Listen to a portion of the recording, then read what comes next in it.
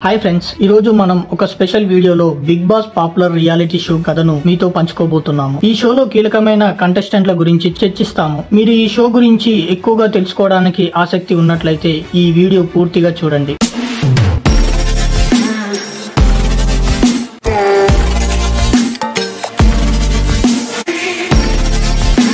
రాజ్ తరుణ్ తన సినీ ప్రయాణాన్ని చిన్న చిన్న షార్ట్ ఫిల్మ్ ద్వారా ప్రారంభించాడు. ఈ షార్ట్ ఫిల్మ్స్ ద్వారా నటనలో తన టాలెంట్ ని ప్రదర్శించి పరిశ్రమలో మంచి గుర్తింపు తెచ్చుకున్నాడు. 2013లో ఉయ్యాల జంపాలతో తెలుగు సినిమాలో తన ఎంట్రీ ఇచ్చాడు. ఈ చిత్రం బాక్సాఫీస్ వద్ద విజయం సాధించి రాజ్ తరుణ్ కి మంచి పేరు తెచ్చింది. కెరీర్ ప్రారంభంలో మంచి విజయాలు సాధించినప్పటికీ తర్వాత వచ్చిన కొన్ని సినిమాలు ఆశించని విజయం సాధించలేదు. కానీ తన నటనను మెరుగుపరుచుకునేందుకు తాను ఎప్పటికప్పుడు కృషి చేస్తూ ముందుకు సాగుతున్నాడు. బిగ్ బాస్ 8 కంటెస్టెంట్ గా ఇతని పేరు వార్తల్లో ఉంది.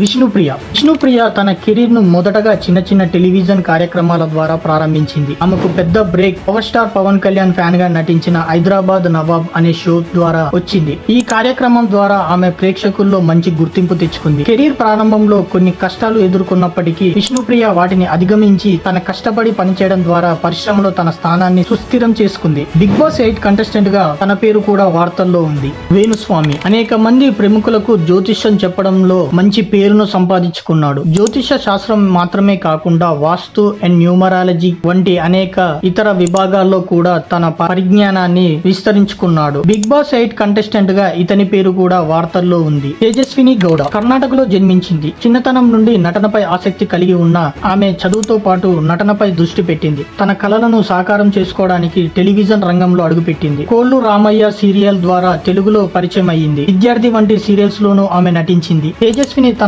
సహజమైన నటనతో ప్రతి సీరియల్లోనూ ప్రేక్షకులకు గుర్తింపు పొందిన నటిగా నిలిచింది. బిగ్ బాస్ 8 కంటెస్టెంట్ గా తన పేరు కూడా వార్తల్లో ఉంది. ప్రభాస్ సీను తెలుగు సినీ పరిశ్రమలో ప్రభాస్ సీను తనదైన ముద్ర వేసుకున్నాడు. ఆయన ప్రత్యేకమైన కామెడీ మాటలు సహజమైన నటన ఆయనకు ప్రత్యేకంగా నిలబెట్టాయి. మిర్చి చిత్రంలో ప్రభాస్ తో కలిసి నటించడంతో ఆయనకు ప్రభాస్ సీను అనే పేరు వచ్చింది. గబ్బర్ సింగ్, బాహుబలి వంటి సినిమాలతో కూడా ప్రభాస్ సీను తన పాత్రతో గుర్తింపు పొందాడు. బిగ్ బాస్ 8 కంటెస్టెంట్ లో ఇతని పేరు కూడా వార్తల్లో ఉంది. గాయత్రి గుప్తా 2015లో విడుదలైన శేఖర్ కమ్ముల దర్శకత్వంలో వచ్చిన ఫిదా సినిమాలో గాయత్రి గుప్తా ఒక ముఖ్యమైన పాత్ర పోషించింది. ఆమె సాయి పల్లవి అక్కగా నటించింది. ఈ పాత్ర ద్వారా ఆమె ప్రేక్షకుల మనసు దోచుకుంది. ఈ సినిమాతో ఆమెకు మంచి పేరు వచ్చింది. బిగ్ బాస్ 8 కంటెస్టెంట్ గా గాయత్రి గుప్తా పేరు వార్తల్లో ఉంది. బంచిక్ బబ్లు తెరపై బంచిక్ బబ్లు అని పిలువబడే సాయి కుమార్ బబ్లు యూట్యూబ్ లో ప్రముఖ నటుడు అండ్ కంటెంట్ క్రియేటర్. అతని కంటెంట్ లో కామెడీ స్కెచ్లు, షార్ట్ ఫిలింలు అండ్ జనాదరణ పొందిన విషయాల చుట్టూ తిరిగే వెబ్ సిరీస్ లు ఉన్నాయి. అతను బిగ్ బాస్ తెలుగు సీజన్ 8 లో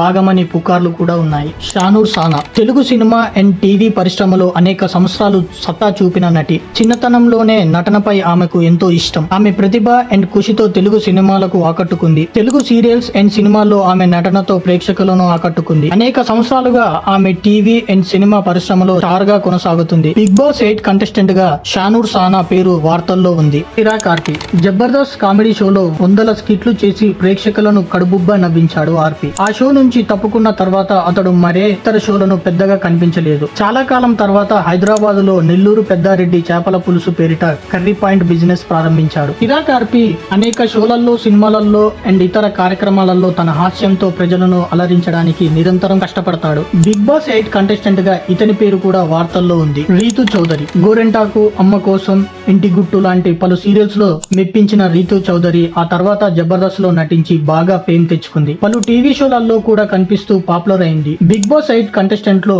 రీతు చౌదరి పేరు కూడా వార్తల్లో ఉంది. మీకు నచ్చిన కంటెస్టెంట్లు ఎవరో, మీ అభిప్రాయాలను అండ్ బిగ్ బాస్ షో గురించి మీ ఆలోచనలను కామెంట్ చేయండి. మా ఛానల్ ని సబ్స్క్రైబ్ చేసి కొత్త వీడియోల కోసం నోటిఫికేషన్ ఆన్ చేసుకోవడం మర్చిపోకండి. ఈ వీడియో చూసినందుకు ధన్యవాదాలు. మరింత ఆసక్తికరమైన అంశాలతో తిరిగి కలుద్దాం.